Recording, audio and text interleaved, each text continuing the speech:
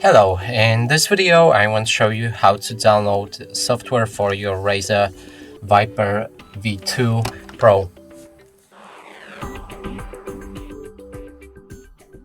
And to do this you'll need to open any browser and locate app called Razer Synapse. You can Google it if you like, if not you can follow the link that I have right here. And then simply click on download now, then click on the install file,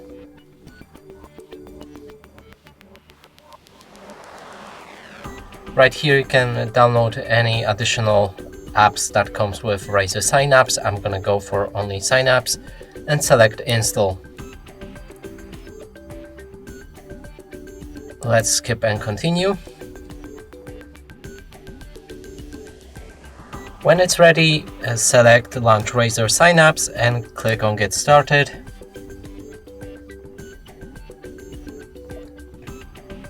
Right here you need to sign in or log into your account, and then app should be ready.